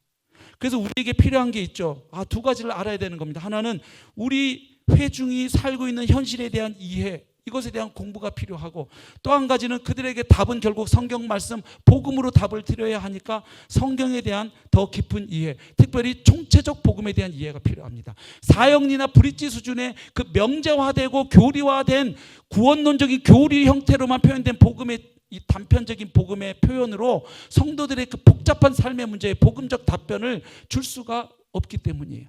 물론 복음을 압축하면 그렇게 되겠죠. 복음은 예수 그리스도 한 문장으로도 압축이 가능하니까요. 그러나 성도들이 살고 있는 그 삶의 문제에 복음이 답이 되고 오늘날도 여전히 예수 그리스도의 이야기가 십자가와 부활이 복음이 되려면, 복음이 능력으로 경험되려면 바로 총체적 복음에 대한 이해가 반드시 필요하다 하는 것입니다. 그리고 이제 그 둘 사이를 우리가 어떻게 연결할 것인지에 대한 진지한 고민과 성찰이 우리 목회자에게 요구된다는 사실입니다. 그래서 이 포스트 모던 시대의 설교는 우리 하나님의 말씀 본문을 잘 주의해서 그 말씀의 원음이 잘 들리도록 하는 강의 설교는 우리 성침대학원 대학교가 탑티어죠. 계속 그건 지켜나가야 할 소중한 가치입니다. 하나님의 말씀 본문을 떠난 설교는 있을 수가 없으니까요. 그런데 이 시대는 이제 그것의 토대 위에 더 요구하는 게 우리에게 있다는 사실입니다. 그게 뭐냐 하면 첫 번째는 이 시대의 설교는 설득과 변증을 요구한다는 것입니다. 그러니까 설교는 기본적으로 선포행위죠. 하나님의 말씀을 선포하는 겁니다. 그런데 이 시대를 살아가고 이 시대 문화의 공기를 마시고 있는 우리 성도들과 또 불신자들이 절대적인 것은 절대 없어라는 이 명제를 매일 마시고 살고 있다는 거예요. 그래서 자기가 설득이 되지 않고 납득이 되지 않으면 아무리 성경에 있는 말씀 갖고 목사님이 담대하게 선포를 해도 그건 목사님 생각이고 이러고 듣고 있으니까요. 이게 현실이라는 거예요. 근데 우리는 이제 선포니까 그냥 듣든지 안 듣든지 받아들이든지 안 하든지 순종, 우리는 선포하면 된다라고 하면 뭐 할 수 없겠지만, 그러나 정말 설교를 통해서 한 명이라도 그 성도의 삶이 변하고 가치관이 변하기를 우리가 소망하고 기대한다면 그 말씀을 선포할 때 그 기본적인 선포 행위인 것은 틀림없으나 이 시대 상황 가운데 설득과 변증에 대한 우리의 공부가 필요하다는 건 인정해야 할 것 같습니다. 그러니까 저 자세로 좀 믿어주시죠 하는 의미의 설득이 아닙니다. 그들이 들을 때 불신자들도 하나님이 주신 이성이 있으니까요. 그걸 가지고 들을 때 성경의 이야기가 고리타분한 이야기가 아니라 오늘 이 시대에도 적실성이 있는 살아계신 하나님의 말씀이로구나 라고 설득될 수 있도록 우리가 공부를 할 필요가 있겠다는 거예요. 그래서 이제는 변증에 대한 관심도 저는 필요하다고 생각을 합니다. 두 번째는 삶으로 보여주는 메시지가 필요하다는 거예요. 이 시대는 더더욱, 과거도 그랬지만. 왜냐하면 진정성이 없는 것에 대해서는 사람들이 기본적으로 신뢰를 주지 않습니다. 그러니까 그 복음을 외치는 목회자의 삶이 복음에 의해서 형성되고 이끌어져 가고 있는 것이 그래도 조금이라도 보일 때, 그래서 목사의 삶이 완벽하지 않고 목사가 성인군자는 아니라 할지라도 그가 전하는 복음이 목사의 삶을 조금씩 바꿔가고 있고 인격을 바꿔가고 있고, 우리 목사가 작년 다르고 올해 다르고 5년 전 다르고 지금 다르고 목사가 매주 외치는 그 예수가 우리 목사님을 바꿔가고 있네, 변화시켜가고 있네, 성장시켜가고 있네. 복음이 그냥 교리 신학이 아니구만, 능력이구만 하는 것이 목회자의 삶과 그 교회 복음을 함께 듣는 성도들의 회중의 삶과 간증을 통해서 그런 것들이 경험될 때 더욱 사람들이 복음의 능력에 대하여 신뢰하기 시작한다는 거예요. 예. 이게 더 중요해진 시대가 되었다는 것이죠. 그리고 세 번째는 현실을 해석해 주는 메시지가 필요해졌다는 거예요. 이 다원주의 시대에 사니까 성도들의 삶에 자리가 너무 복잡해졌어요. 그런데 문제는 우리는 그걸 다 알 수가 없잖아요. 특히 저도 고민을 많이 하는 게, 일찍 이렇게 목회자의 길에 들어선 사람들은 직장생활 경험이 많이 없어요. 저도. 그래서 이 직장생활을 하루 종일 새벽부터 밤까지 전쟁처럼 하루를 치르고 돌아오는 성도들의 삶의 현장에 대한 이해가 많이 부족합니다. 근데 이해가 부족하면서 그걸 다 아는 것처럼 생각하고 여기고 강단에서 설교하면 성도들이 알지요. 회중이 뭐도 모르면서 다 아는 것처럼 떠들어 이러고 말씀을 튕겨낸다는 거예요. 그래서 그 자리를 다 모르지만, 그 한계를 인정하지만 겸손하게 그래도 조금씩이라도 우리 성도들이 어떻게 치열하게 전쟁 같은 삶을 살고 있는지 그 자리를 조금 더 이해하려는 진정성 있는 노력과 태도를 보여주고 관심을 보여주고, 그리고 그 문제에 대하여 복음이 어떻게 답이 되는지, 바울이 했던 것처럼 말입니다. 바울 서신을 읽어보면 그는 모든 교회의 문제들을 항상 복음으로 진단했고 해결책도 복음으로 제시했기 때문입니다. 예. 그래서 여기에 우리의 노력이 필요하다고 생각합니다. 그리고 특별히 이제 AI 시대의 설교자로서 고민할 내용이 있습니다. 그것은 바로 성육신적 설교의 회복입니다. 요즘 챗GPT나 제미나이한테 이 본문을 가지고 그리스도 중심적 강해 설교 개요 30분짜리 만들어줘. 그냥 나옵니다. 몇 분 만에. 이 원고를 40분으로 늘려줘. 그냥 해줘요. 이거 5분짜리로 줄여줘봐. 그냥 해주잖아요. 그러면 앞으로는 이제 AI가 올라와서 설교할 시대도 오지 않을까 걱정되죠. 이제 우리 밥그릇도 뺏길 수 있을까 걱정하는 목사님들도 계시고. 그래서 이 시대에 이런 상황 속에 그럼 설교자는 어떻게 가야 하는가 고민하지 않을 수가 없는 거죠. 그래서 오늘날 AI 시대의 설교에 대해서 성육신적 설교의 회복을 하면서 우리가 귀담아 들을 문장들이 있습니다. 첫 번째는 이것입니다. AI는 메시지를 만들 수 있지만 메신저는 될 수가 없습니다. 그렇죠. 그래서 필립 브룩스도 얘기했죠. 설교란 인격을 통한 진리의 전달이다. 두 번째는 이것입니다. AI는 이야기를 만들어낼 수는 있지만 그 이야기를 살아낼 수는 없습니다. 예. 그래서 찰스 스퍼전 목사님도 말했죠. 설교자의 삶이 가장 큰 증거다.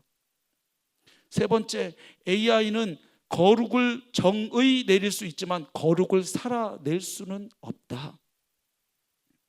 존 스토트 목사님도 얘기했죠. 설교자의 삶과 거룩함이 설교자의 신뢰도를 결정한다. 그러니까 이런 시대 상황들이 우리가 늘 해오던 일들에 대해서도 다시 한번 그 본질과 그리고 이 시대적 적응의 문제에 대해서 고민하게 끊임없이 우리에게 지금 화두를 던져오고 있다는 것입니다. 우리가 여기에 지금 복음으로 어떻게 반응하고 있는가, 이걸 우리가 고민해야 한다는 것이죠. 오늘 본문에서 발견하는 네 번째 원리는 이것입니다. 시대적 사명의 유한성을 인정해야 한다는 것입니다. 오늘 본문에 보면 다윗은 그 시대에 하나님의 뜻을 받들어 섬겼지만 결국 죽었고 그는 썩었다 이렇게 말합니다. 물론 이렇게 말하는 이유가 있죠. 바울이. 그건 뭡니까? 다윗이 시편 16편에서 주의 거룩한 자로 썩음을 당하지 않게 할 때 그 주의 거룩한 자가 다윗 자신이 아니다. 이 노래를 지었던 다윗은 죽어서 썩어 있다. 저기 무덤이 있다. 그가 노래했던 그 썩음을 당하지 아니할 분은 바로 예수 그리스도를 가리킨다는 것을 얘기하기 위해서 다윗과 예수 그리스도를 36절과 37절에서 대조하고 있지만, 여기서 저는 묵상하다가 이걸 발견했습니다.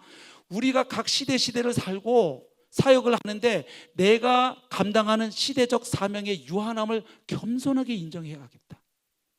좁히면 이런 겁니다. 강서침례교회 제가 3대 목사로 사역을 하고 있는데 1대이신 김석규 목사님의 시대적 사명이 있었고 2대 목사님이신 장두만 목사님의 사명이 있었고 3대 목사인 저의 사명이 있고 주님이 더디 오신다면 제 뒤에 또 사역할 4대 5대 담임 목사들의 사명이 있다는 거예요. 그러니까 내가 내 시대에 은퇴하기 전에 뭘 다 하려고 폼 잡거나 어깨에 힘줄 필요가 없고 그럴 수도 없다는 거예요. 내 시대에 주어진 사명 감당하고 여기까지구나 하고 겸손하게 인정할 줄 알아야 한다는 거예요. 다윗이 모든 걸 다 하지 않고 그도 결국 죽어서 썩었다는 거예요. 예. 그래서 겸손하게. 그래서 우리는 또한 건강한 이양을 준비해야 하는 것이죠. 다음 시대를 위해서 내가 여기까지 사명했으면 내 다음 주자는 이 상황 위에서 이렇게 펼쳐가야 되겠구나. 그럴 때 다음 사역자가 어떤 사람이 필요한지가 나오는 거예요. 시대 상황이 이러니까 내가 여기까지 해놓고 나는 가니까 그 다음은 이렇게 그 사역을 할 수 있는 분이 오셔야 되겠구나. 그게 보이는 거죠. 그냥 나중에 나 노후 잘 챙겨줄 사람 모셔다 해야지 이게 아닌 거죠. 지금 이 상황 속에 시대적 상황 속에 우리 교회 상황 속에 누가 어떤 분이 오셔야 이 시대적 사명이 끊어지지 않고 계속 이어질 수 있겠는가. 더 브릿지. 마지막 5번째는 이것입니다.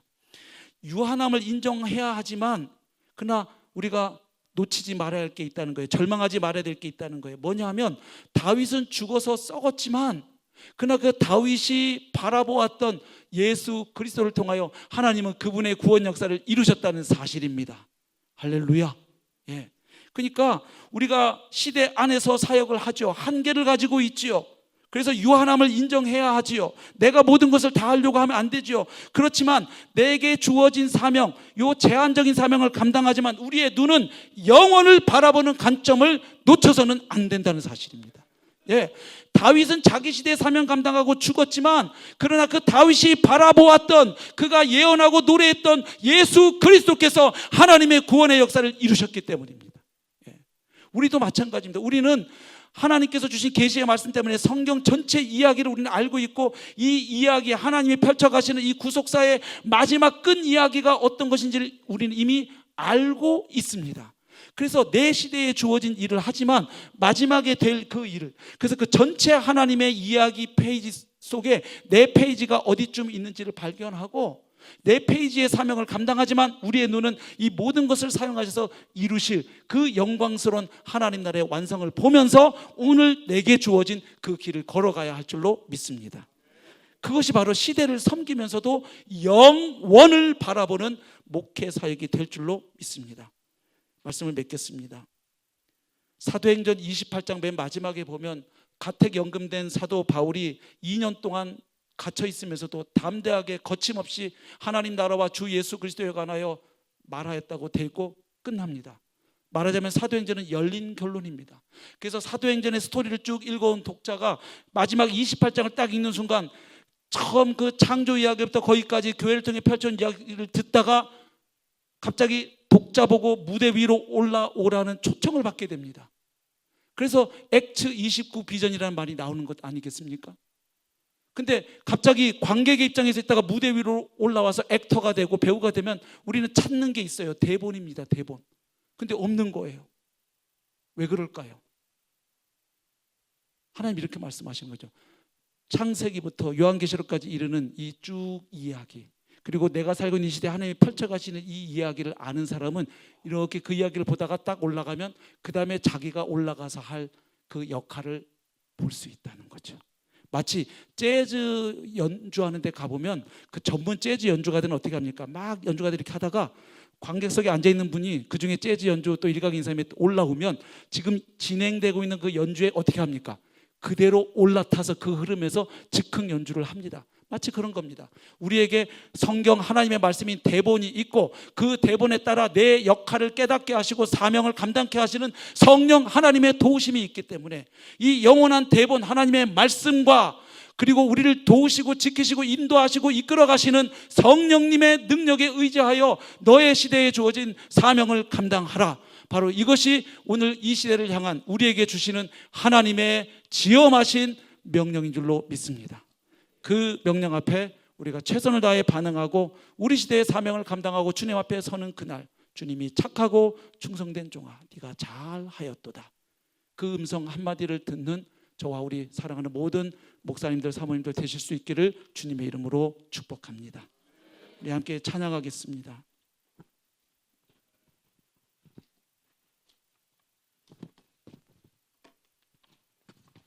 주님 다시 오실 때까지.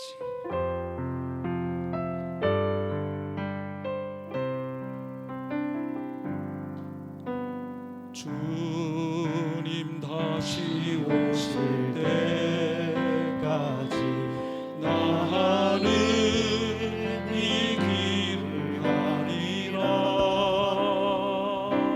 좁은 문,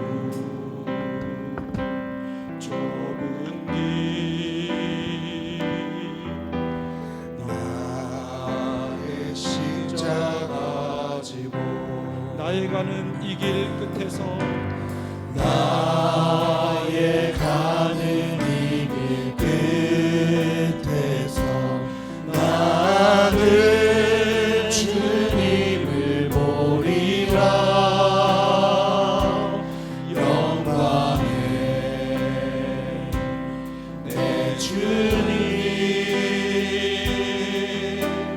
나를 맞아주시. 주님 다시 오실 때까지 주님 다시 오실 때까지 나는 일어나 달려가리라. 나는 일어나 달려가리라. 주의 영광 온 땅 덮을 때 나는 일어나 노래하리. 내 사모하는 주님 온 세상 그주시라. 내 사모하는 주님 영광의 왕이시라. 내 사모하는 주님 온 세상 그주시라. 내 사모하는 주님 영광의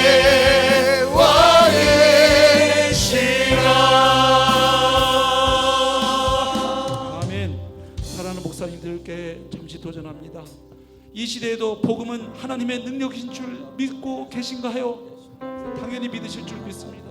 저도 얼마 전에 우리 대전교회 부임하신 김세창 목사님부터 전화를 받았는데 복음을 통해서 그 교회 가운데 지금 일으키고 계신 놀라운 이야기를 나눠주면서 목사님 복음이 능력임을 확인할 수 있어서 행복합니다.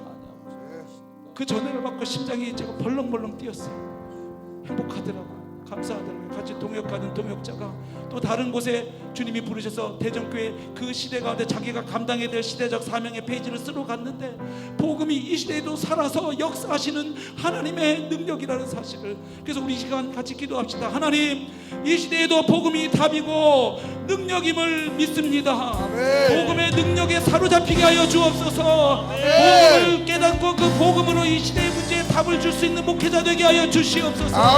복음이 나의 인격, 나의 생각, 나의 가치관, 나의 성질머리까지 바꾸어 놓는 하나님의 능력이 되고 우리 사랑하는 성도들의 삶을 바꾸어 놓는 하나님의 능력임을 목회 현장에서 경험하기 원합니다. 하나님 역사하여 주십시오. 기름 부어 주십시오. 사용하여 주십시오.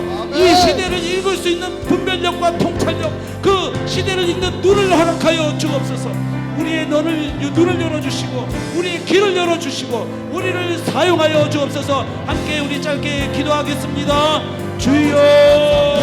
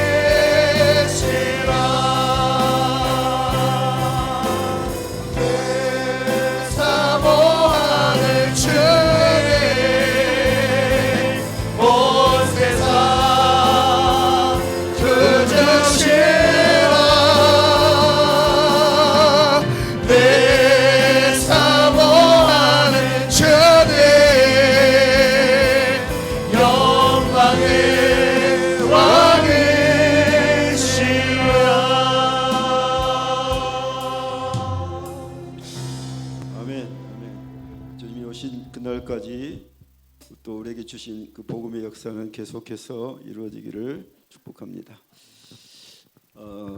고린도전서 2장 10절 말씀에 오늘 설교를 들으면서 저는 잠깐 그 말씀이 생각났습니다. 2장 10절에 성령은 모든 것 곧 하나님의 깊은 것까지도 통달하시느니라. 아멘. 우리에게 예수 그리스도의 영광스러운 복음이 복음되게 하는 것, 그런 성령님의 또 도우심이라고 저는 믿습니다. 성령님이 도우셔서 우리에게 주신 이 복음이 더 확장되고 또 우리에게 주신 복음을 우리가 담대하게 또 선포하고 그 복음을 또 복음되게 하고 또 우리의 눈과 귀를 열어주셔서 그 영광스러운 복음이신 예수 그리스도를 우리가 바라보고 이 시대를 통해 또 다음 우리에게 주신 그 시대적인 소명을 잘 감당할 수 있었으면 좋겠습니다. 감사합니다. 이어서 우리 여우성 목사님 좀 나오셔서 뵙기도 하겠습니다.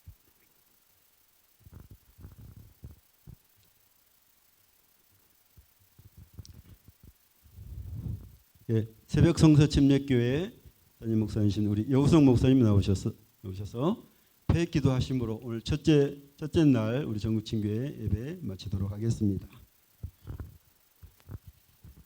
기도하시겠습니다. 살아계신 우리 하나님 아버지, 우리 아버지 하나님께서 지금까지 저희와 함께 하시고 인도해 주신 그 크신 은혜를 감사를 드립니다. 오늘 아버지께서 저희에게 또 말씀으로 도전해 주신 이 은혜를 감사합니다. 저희는 많은 것들이 부족합니다. 주님께서 사역을 맡겨주셨지만 주님, 저희는 주님의 교회를 감당하기에 지혜도 부족하고 여러 모양으로 부족함을 주님 앞에 또 고백하게 됩니다. 이 시대를 또 분별해야 되는데 그렇지도 못합니다. 초대교회 하나님 갈릴리의 그 어부들처럼 무지하고 하나님 아는 것이 없지만 오직 우리는 성령을 의지하고 주의 통치와 다스림을 의지합니다. 아버지 하나님, 주님께서 말씀하신 대로 지혜가 부족하거든 후히 주시고 꾸짖지 아니하신 하나님께 구하라 하셨사오니 주님, 우리에게 지혜를 주시어서 아버지 하나님께 주신 사역을 힘있게 감당할 수 있도록 도와주시옵소서. 주님, 주님에서 맡기신 사역을 더 잘 감당하기 원합니다. 주님, 저희가 정말 자적이지 않게 해주시옵시고 내 욕심과 내 뜻대로 행하지 아니하도록 오직 성경에 가르치신 대로 하나님 뜻에 합한 자가 되도록 도와주시옵소서. 주님, 간절히 바라는 것은 이 마지막 시대 저희 성서 침례 교회들이 하나님께 인정된 교회로서 예수 그리스도의 십자가의 영광의 복음을 더 힘있게 잘 전할 수 있도록 주님 간절히 원합니다. 함께하여 주시옵시고 저희가 열정을 잃지 않도록 도와주옵소서. 하나님이 허락하신 이 전국 친교회 기간 동안에 또 예배와 교제와 심을 통해서 우리의 힘들고 또 병든 몸과 마음이 주님의 은혜로 치유받고 믿음으로 새롭게 되기를 원합니다. 주님이 맡기신 주의 교회를 충성스럽게 감당할 수 있도록 도와주옵소서. 저희 성서 침례교회를 축복해 주시옵소서. 주님 함께해 주시고 인도해 주시옵소서. 거룩하신 예수님의 이름으로 기도하옵나이다. 아멘.